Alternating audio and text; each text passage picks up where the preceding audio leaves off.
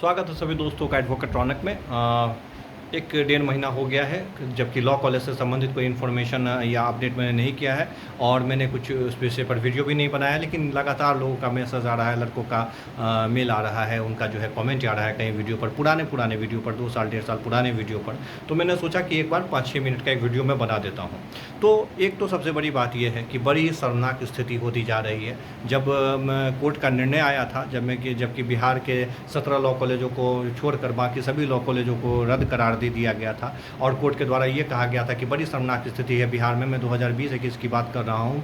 और उसके बाद बीसीआई से कहा गया था कि आप जो है कराई करें और आप जो है सो हर साल जब इनको आप मान्यता देते हैं उस वक्त ये चेक करें कि इनका जो मैनेजमेंट है वो किस तरह से काम करता है या नहीं करता है। तो 1-2 साल तो सब कुछ ठीक रहा, लेकिन फिर सारा व्यवस्था जो बिहार में है विशेषकर लॉ कॉलेज से संबंधित चरमराने लगा है। आप देखिए कि जितने भी लॉ कॉलेज हैं उनका जो इंटरनेट पर जो वेबसाइट दिया गया है उस वेबसाइट पर जो उन्होंने नंबर दे रखा है, अब ये तो पॉसिबल नहीं है कि बिहार के जितने लॉ कॉलेज हैं अगर कोई बंदा आपको उनका इन्फॉर्मेशन दे रहा है, उनसे संबंधित कोई बात, तो हर जितने भी लॉ कॉलेज हैं सब में उसके लोग हों, उसका कोई लिंक हो, ऐसा नहीं होता है। 7-8 जो महत्वपूर्ण बड़े लॉ कॉलेज हैं उसमें कुछ हमारे लोग मतलब जान पहचान के कुछ लोग हैं, कुछ लिंक है, तो हम वहाँ का इन्फॉर्मेशन तो ले सकते हैं, लेकिन पूरे बिहार में हर जगह भागलपुर से लेके सभी जगहों पर जो है सो हम ये नहीं कर सकते। इसके लिए होना ये चाहिए कि कॉलेज और संबंधित यूनिवर्सिटी का जो वेबसाइट हो वो इस तरह से अपडेट हो कि कोई भी विद्यार्थी उस पर जाए और ईजिली चीज़ों को समझ सके, जान सके, इन्फॉर्मेशन ले सके। जितने लॉ कॉलेज हैं सबका जो नंबर है उस पर जब आप कॉल कीजिएगा तो कोई कॉल नहीं उठाएगा, ये वाला हालत है। अब आते हैं कि क्या स्थिति है पटना लॉ कॉलेज का। तो आपने देख ही लिया कि एक बार डेट निकाला गया, फिर उसको रद्द कर दिया गया, फिर पहले पटना लॉ कॉलेज के वेबसाइट पर कुछ इन्फॉर्मेशन आया, फिर पटना यूनिवर्सिटी के वेबसाइट पर कुछ इन्फॉर्मेशन आया। यही हाल पीपीयू से संबंधित रहा। पहले बीआईएल ने कहा कि आप हमारे यहाँ फॉर्म भर लीजिए, अब आ जाएगा। फिर आरपीएस का कुछ और कहना था, संबंधित कॉलेजों का कुछ और प्रोसेस था। यूनिवर्सिटी का कहना ये था कि वो जून में जो है निकाल देंगे, अपना फॉर्म आउट कर देंगे। इसी तरीके से भीमराव अम्बेडकर यूनिवर्सिटी मुजफ्फरपुर की हम बात कर लें, अलग अलग मोतिहारी की बात कर लें, मोतिहारी लॉ कॉलेज जो है, तो इस तरह जितने भी लॉ कॉलेज हैं उससे संबंधित यही बात है कि किसी के संबंधित यूनिवर्सिटी का इंट्रेंस का जो है वो नोटिफिकेशन नहीं आया है। और जितने भी लॉ कॉलेज हैं सब या तो कह रहे हैं कि आप हमारा जो प्रोसेस है उसको फुलफिल करके वेट करें, या फिर कुछ जो लॉ कॉलेज हैं जैसे एसकेजे लॉ कॉलेज हैं वो ये कह रहे हैं कि आप यूनिवर्सिटी के नोटिफिकेशन का वेट करें। इसी दरमियान कुछ लोगों का ये क्वेश्चन आया, एक बच्चे ने ये कहा कि सर एसकेजे में जो है वो डायरेक्ट बीएलएलबी में एडमिशन हो जाता है, इस तरह की बातें भी आ रही है, बीआईएल में डायरेक्ट एडमिशन हो जाता है। देखो, अगर आपका कोई खास लिंक है, आपका कोई सोर्स है, आप किसी अलग तरीके से एडमिशन ले रहे हैं, तो मैं उस विषय में उस डिटेल में नहीं जाना चाहता। मैं जो बताता हूँ आपको वो नियम के तहत जो एडमिशन की प्रक्रिया है, जिसमें परसेंटेज स्टूडेंट, जिसमें जो अधिकतर विद्यार्थी हैं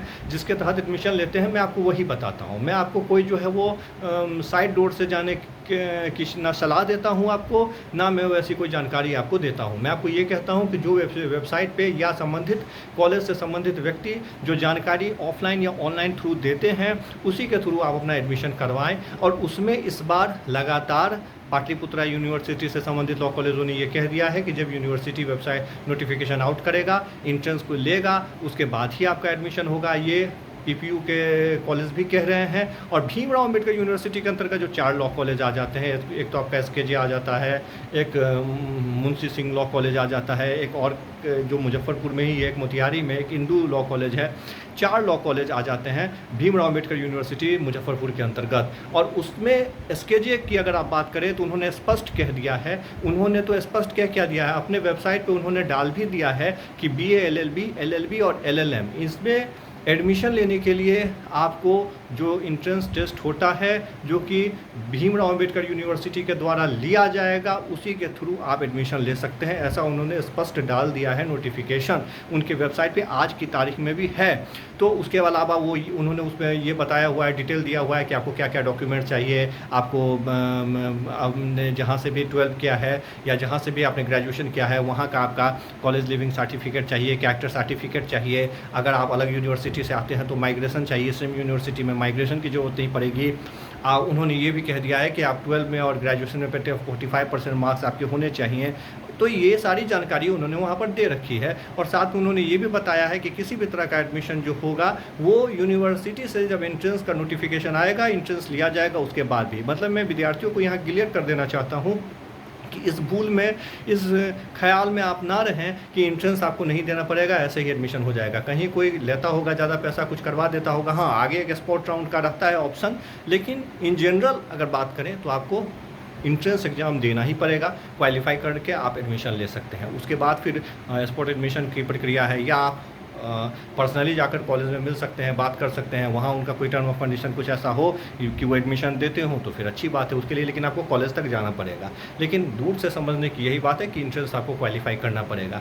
इसमें अब विद्यार्थी उसमें कहते हैं कि इंट्रेंस से संबंधित, तो मैंने कई बार आपको उसका सिलेबस बता दिया है कि जीके जीएस करंट अफेयर है, थोड़ा कॉन्स्टिट्यूशनल लॉ से रिलेटेड जो क्वेश्चन आते हैं, जो कि पॉलिटिकल साइंस में और कॉन्स्टिट्यूशनल लॉ के कॉमन क्वेश्चन होते हैं, जैसे कि फंडामेंटल राइट क्या है, ड्यूटीज़ क्या है, directive principle of state policy से संबंधित जो क्वेश्चन आते हैं, ये सब कुछ क्वेश्चन होते हैं। कुछ इंग्लिश ग्रामर से संबंधित कुछ क्वेश्चन आ जाते हैं, तो ये सब क्वेश्चन होते हैं। इसमें एक सर्कमस्टांसेज ये भी है कि पिछले साल इंट्रेंस हुआ ही नहीं था। पिछले साल जो है मार्क्स के बेस पर जो है सो विद्यार्थियों का मेरिट लिस्ट निकाल दिया गया था, और पीपीयू का दिन की मैं बात कर रहा हूँ, और पीपीयू में जो एडमिशन हुआ था वो मार्क्स के बेस पर मेरिट लिस्ट निकाल दिया गया था।